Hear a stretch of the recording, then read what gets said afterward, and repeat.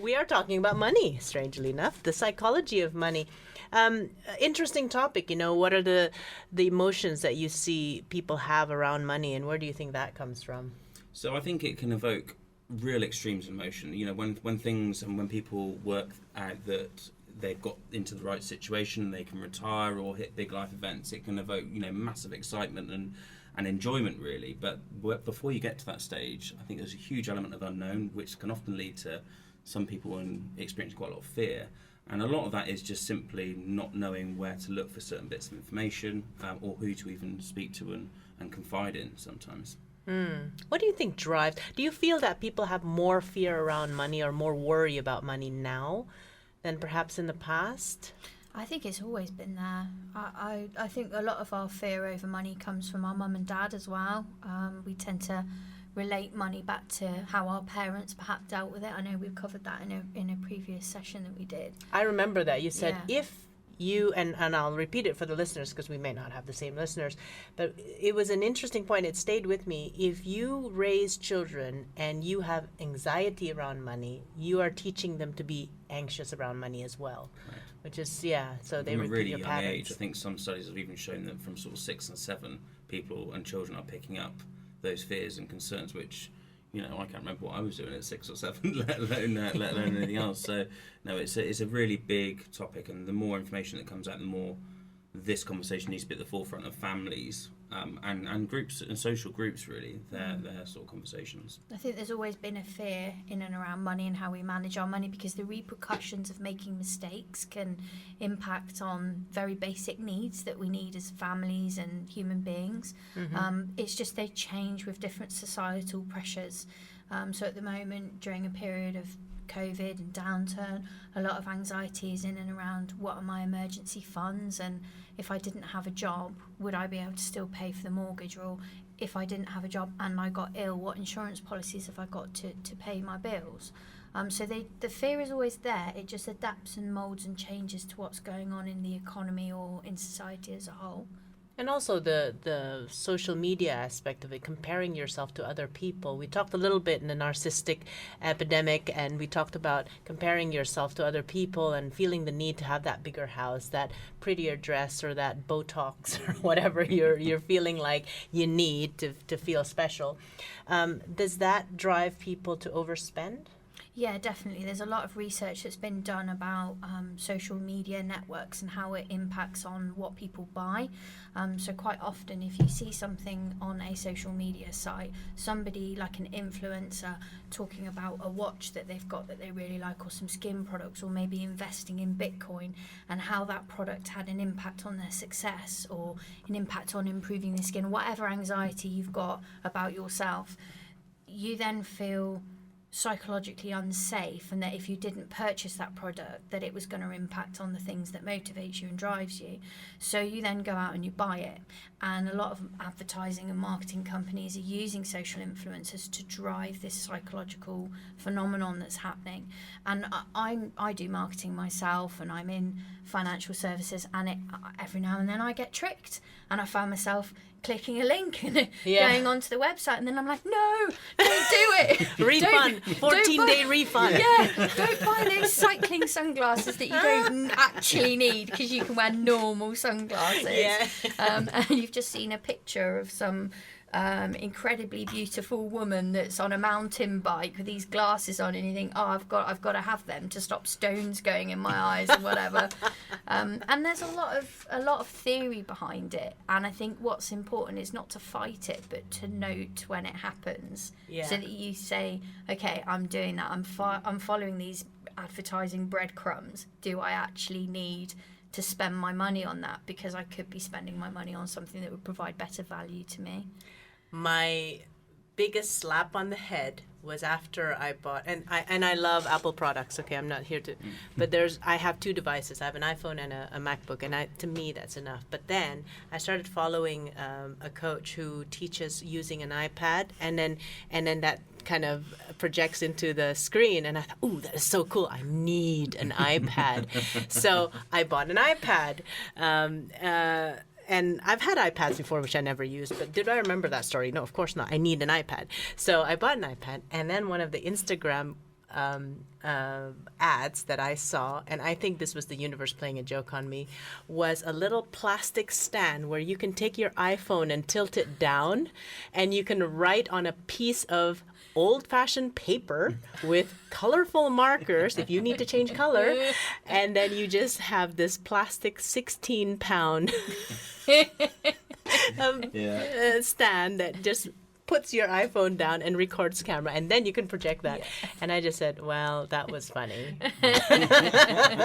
I get it. Yeah. But our phones, listen to our lives. They hear us talking, and they listen to what we're talking about, and then, adverts come up for things that you've been speaking about. So we live in a really challenging world where we're always pressured to buy things all the time. Yeah. And that has a long-term effect on savings and our objectives and where we want to go.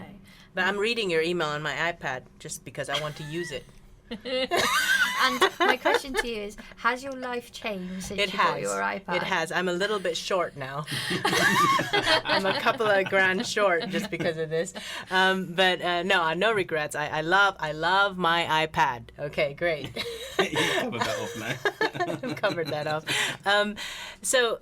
But yeah, lots of different things. Let's talk more about this whole psychology of money and how do we develop healthier mental habits around money. Oh, what I did want to say, just to close off the segment about influencers, just in case you feel that influencer actually bought that nice, pretty watch, no, because those watches and clothes were given to these influencers to wear, so they didn't spend a penny buying those. Okay, and we shouldn't either. Very good. We'll be back after this.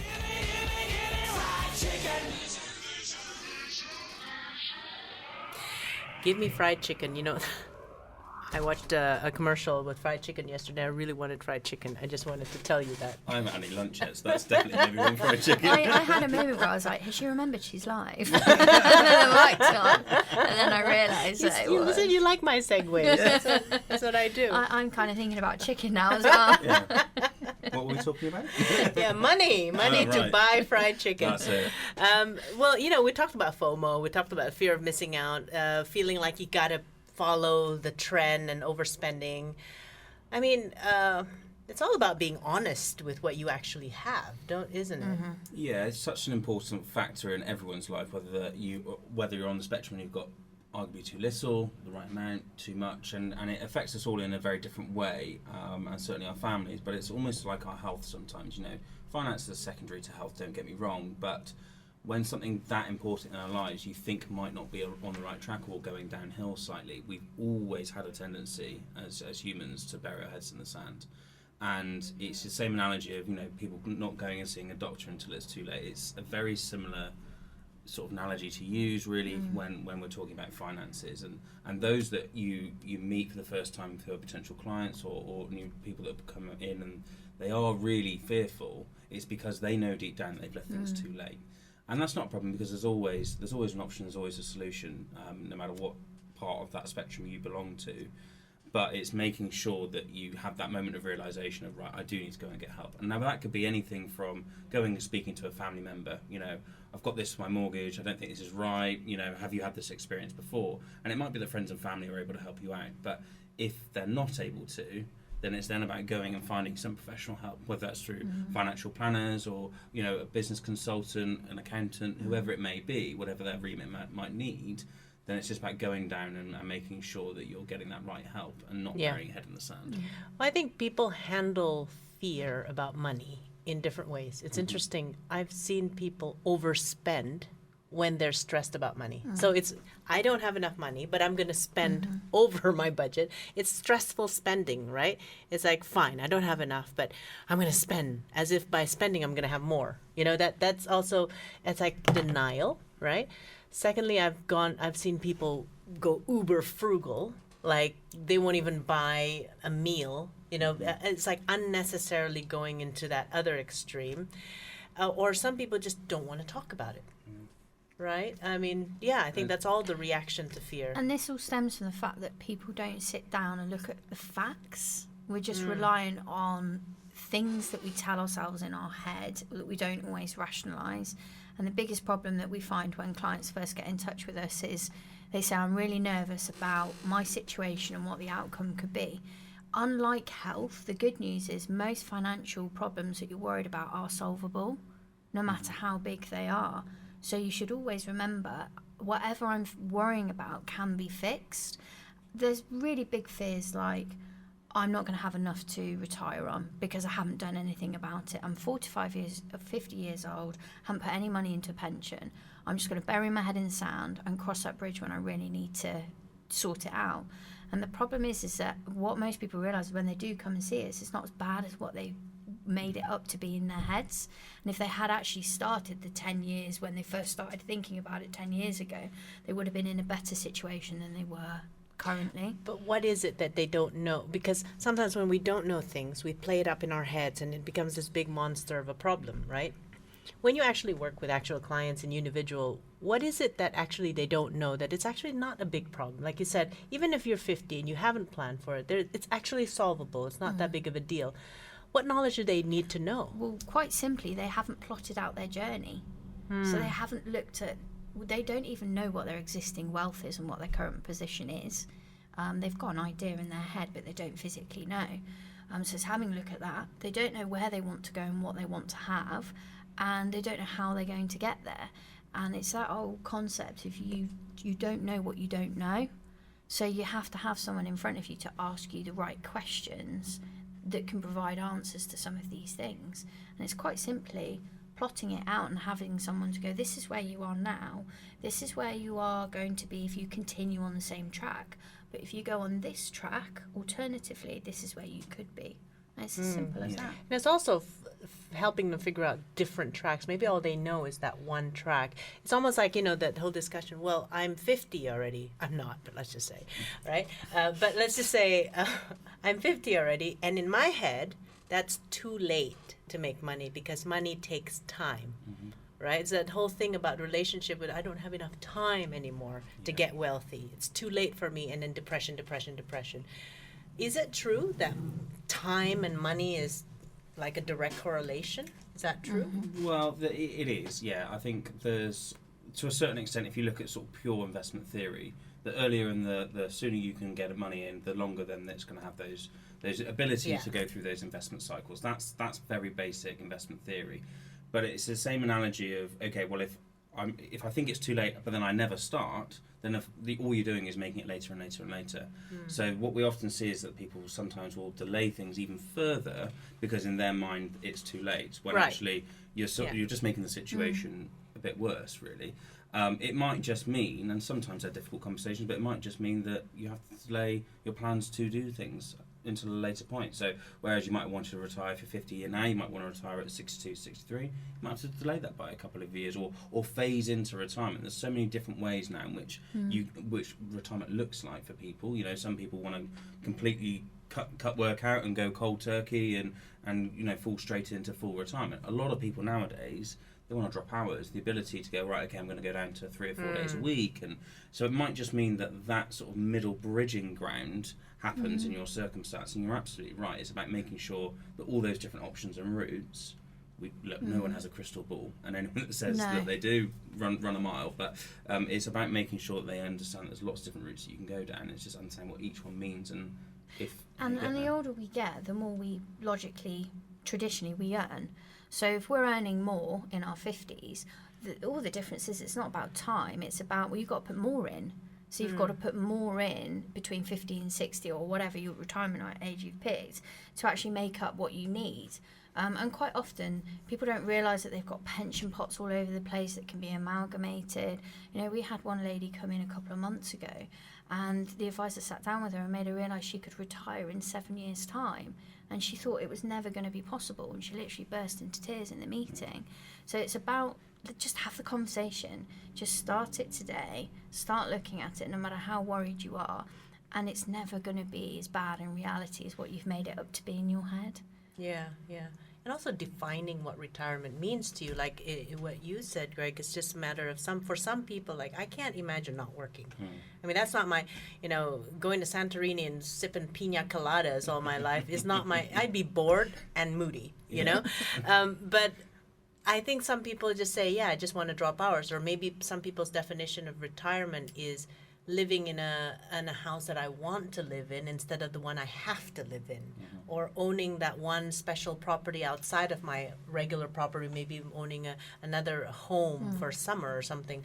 But if you're, I think if you have a general definition of retirement, it's not specific to you. You might be putting other people's definition. Oh, I That's need correct. a yacht. I need a super Yeah. yacht. Yeah. But that's not what you want ultimately. No, and it's having someone sit down and go, what do you want? And sometimes, one of the clients I can remember recently wanted one of those motorhome caravan things, and then a smaller house in a city, like a flat or something. Okay, so let's see the value of your current property versus the mortgage that you have and what equity you've got in it. So talk through the motions and created a scenario of what they could achieve. Because they sold their property and because of the value of the apartment and the motorhome was much less, they then had a lot of money to then put into additional investment vehicles, which would provide an income over time. So Yeah. you're right. You've got to sit down and you've got to know what questions to ask yourself. And there's lots of resources on the money advice service and pension-wise that you can get you started. But then, of course, if you decide that you haven't got the time to stick to the plan that you've set, then you can start to think, okay, do I want to outsource what I'm doing by having a financial advisor? Yeah, and the biggest discovery for me is also I realized I don't like big homes because I grew up in one and I had to do all the vacuuming, and it was just hell, But what's the pressure in society to achieve?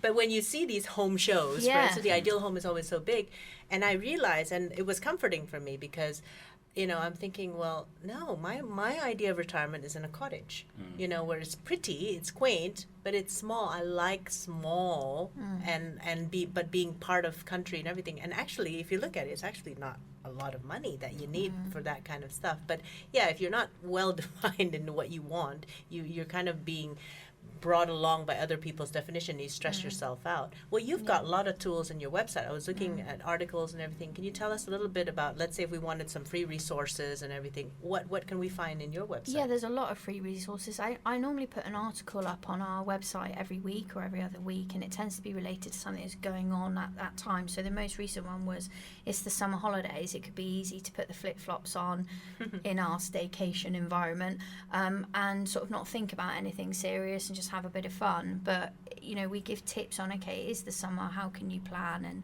sit down and look at things in this time when you're off work. We have free financial guides that people can read, that we don't ask for your contact details. It's all there, readily available. We've got these interviews that we put up on our website so everyone can access all of the interviews that we've done with yourself. So there's a lot of free resource, and if someone wanted to do their finances on their own, there would be enough there to start the process if that's what they wanted. Cool. Did you come up with a booklet of questions yet? I'm working on it. Oh, I'm that's so speaking to cool. someone about it. Yeah, so Cynthia had an idea. I mean, we'll have to credit her, I reckon. Yeah. Do a little cheeky link to her site. It comes out of a group effort. Yes. But yeah, I'll take the we're credit. working on it. We're working on some top questions that you could be asking yourself, because that's what it's all about when we start that fact finding process. Nice. Well, I want to get back to you and talking more about the psychology of money and how then, what are the healthy mental habits we can develop as we plan our retirement, or if we just want to have a better general feeling about money. We'll be back with Unividual with Sherry Ann Baxter and Greg Harris after this. Made locally in Bath. This is Radio Bath. We're still with Brave Business Conversation, and in the studio we've got Unividual, your chartered financial planner. Oh, God. I like to be as cheesy as possible. Yeah. We talked about, developing better mental habits, and I mean the obvious thing is if you're overspending, save. But what do you think prevents people from saving? Well, there's quite a lot of theory behind this, and without getting too dry and technical, we have a bigger fear of losing money than we do relatively to the savings that we could potentially make. So a good example is if we had £20 in our pocket and we were walking through town and we lost that £20, we'd probably be more distraught about losing that 20 quid, or however it may be relatively, than if we were to go online to a comparison site and save 100, 150, 200 quid on our car insurance each year. And there's a lot of science and data to go behind that. So when people struggle with trying to sort of find the time and drive to make those savings and to go and spend a day on those comparison sites and get everything done that you need to do, actually don't view it as saving. View it as, if I don't do these actions, actually I'm losing money. Because that, you know, and it's relative to different people. You know, that might be £100 for one person, or it could be a couple of £1,000 to others. You know, it's all about making sure that we understand that if you can't save properly, it's probably because the sort of the mental framing that you have around saving versus losing out money isn't quite aligned. I'm one of these people. I'm terrible. Like, we've just moved into a house and we're with British Gas I can't even say that. Yes. British Gas for our electricity, and I'm just rolling with it. I haven't done any comparisons or organised anything. So what I decided I was going to do was put a date in the diary every quarter where I sit down just for a few hours one weekend and just do some finance stuff. Look at different comparisons, trying to save things. You know, oh, my partner's with Spotify, but then I've got Apple Music where you can both Why do you use double it. up? Yeah, exactly, things like that. So I think if people can just say, right, even if it's once a year, I'm going to do a few hours once a year in maybe at the start of the new year, January, where you look at all these bits, it just means that you can actually prevent yourself from losing money. And if you had a pot with all of that money in that you'd saved/didn't lose, what could you buy with it? Could you treat yourself to something, or could it go towards increasing your savings? That's interesting. Is that people are just, I don't have time to go to comparison sites. Yeah. But, you know, so here's a good thing, listeners, if you have a partner or someone that you want to motivate more to save, based on this new psychological theory I've just learned, steal some cash from their pocket. You know, just steal something. If it's a 20 quid, if you think if they went on a comparison site, they would save 20 quid, just go to their wallet right now and just take 20 quid off. And then they're going to, have you seen my 20 quid? Have you seen it? And then you go, oh, just leave it for 24 hours. Let them panic and just say, look, here's the theory of, what is it called? What is the theory? Hyperbolic discounting. Hyperbolic discounting. You know, you could have saved 20 quid on your car insurance if you just spend one weekend. And that's every month. Yeah. Right? Or that's just a every couple month. of times a year. And you can have this 20 quid back once you've actually found cheaper car insurance. Or if not, you're going to continue having 20 quid off your wallet every month. Yeah. Actually, I have a personal context to that. I am going to try that. I'm going to steal 45 quid. And if anyone from Avon and Somerset Police is listening, there's no intention to keep the money. I'm counting on the fact my partner's not listening to my radio show right now, because I am going to steal 45 quid from his wallet. So he might be listening. Yeah, actually, I should have mentioned that this morning. He might actually be listening. Let me check my text messages after this.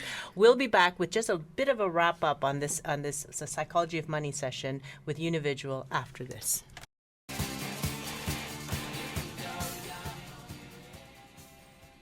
You can go your own way and plan your financials, but what is your way? You know, what is your way? Because you know the problem is, and here's my little gripe. I'm a business coach and everything, but it doesn't mean I understand all the little tricks and laws and everything and procedures about mortgage and finance and everything when it comes to my own money, you know. So finding your own way to save and finding your own way to plan gets a bit overwhelming if you're just counting on online courses and online support. So how do you guys help out for these people who've just asked everyone around them and still are pretty much confused? Yeah, there's a huge amount of information out there, and unfortunately a lot of it doesn't apply to each individual circumstances. So what we try and do is we offer a first free meeting, so people can sit down with us for an hour, 2 hours, however long it needs to be, get a real understanding of what is relevant to them, how we could potentially help them in that specific circumstances. And you know, if we are able to, then we can look at next stage and we can go through all those different processes with the individual or family. Or if they need something a bit more guidance-based, we can show them where the information is, but at least they've got a good takeaway away from that meeting, whether they want to use us or not, which then goes, right, okay, here's where I need to go to find the information about my mortgage, pension, investments, or life cover. Or if not, then they can look at working with us longer term. And people always think, oh, I'm not rich enough, I haven't got enough money to warrant having a financial advisor. It's not like that. We have people from all walks of life contact us, and you're never, poor enough to need financial advice. So, well, if you are poor enough, that's exactly why you need financial advice. That's why. Whilst we can't help with things on debt and stuff like that, in terms of what we do, there's a lot we can help people with. Yeah. Well, I find, just off topic a little bit, but finding a financial advice for me is like you got to find people you trust. Yeah. So financial advisors that don't give free sessions, I really question, because how can you build that trust? Because sometimes, even if you did have the right resources, there's no chemistry between the person and the potential client. Yeah. Then It's that's really a no-go. important. Yeah. So I would encourage anyone who is a listener and is feeling a bit confused or overwhelmed about their financial future to try contacting a few financial advisors, perhaps including individual. Book yourself a free session. Get a feel of the person you're talking to. I mean, I can say the world out of these two people sitting in front of me, but you might not like them. Not everyone. No, Not and everyone. you're absolutely right. Yeah, don't feel the pressure. But it's almost about it's kind of like finding a business coach as well. I always tell people like, we'll have a chemistry session, because lots of people can help. But who is the right person that you feel good about? You got to feel open about it, and if somebody can feel open about it and be even be vulnerable in front of someone, that would be really good. One of the top reasons why people don't find the right financial advisor is because they say, I didn't find someone that worked with people like me. And you've got to find someone that, if you're a business owner that works with businesses, or if you're a single woman and you want someone that's not going to be male orientated business, you've got to find a company that represents who you are as a person. Who do you typically serve? What kinds of profiles? We've actually worked really hard to make sure we provide a lot of inclusivity. So when I first joined the business, we worked with a lot of males and a lot of male business owners. We now work with businesses, families, same-sex couples. We've got single women, single men.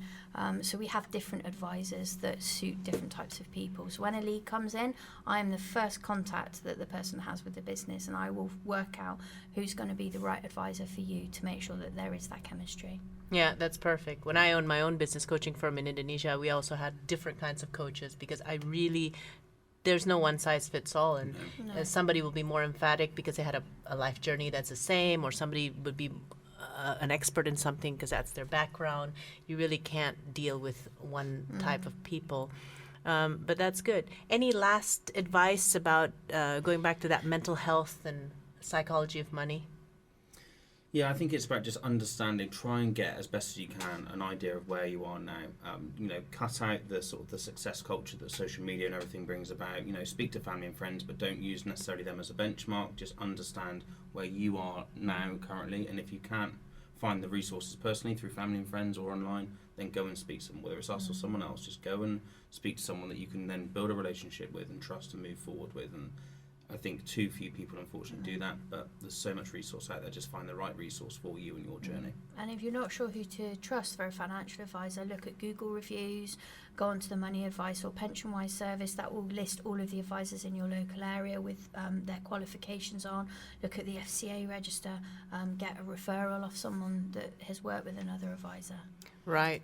Never do it alone, I think, is the thing as well. Definitely. Don't feel like you have to do it alone. I personally have gotten a lot of good advice but also don't take advice from people who get commission out of their advice. I think that's the one thing when people ask me, how do I pick a financial advisor? It's like, do they get commission off the investment portfolios that you buy? And I say, yes. Well, okay, don't. Because it's like, that they've got an incentive to do it. And I think what my takeaway from this session is really, it's not too late, because if you are 55 or 60 or whatever, 60 is younger than 61. 61 is younger than 62. Definitely. You still have that. And somehow I feel that the financial tools are a lot more flexible and a lot more varied today. And if we grew up with a certain assumption that there's only one or two ways to achieve our goals, I think nowadays you probably can find 5 or 6 ways to achieve your goals. And your job as individual is to be updated about all these things and feed us back the information. Yeah, it's been a pleasure having you. It is. Thanks for having us back. It's been a good topic. Yeah, and we'll be back next month. Yes. Yeah. Do we have a topic We for next month? do, but I can't remember what it is that we're doing. Well, it will remain a secret topic It will, until... and we will advertise it nearer the time. Yeah. But we've got a whole schedule Yeah, we have. of what we're going We to be do, doing. we Yeah. do. It's always a pleasure. And it's always nice to have a financial component to this Brave Business conversation, because there's lots of business tips that people give. But for you specifically, when we talk about money, it's so important these days because people are so worried about it. Yeah. Yeah. Are you still doing your stuff at schools and teaching Yeah, young we kids? are. Yeah, we're working very closely with Kingswood School, and we're hoping to go up to some places in half term to do a few bits with kids as well. Good. Well, looking forward for our next show next month. Thank you for being here again, and all the best in what you do. Thank Thank you. This is Radio Bath. Radio Bath.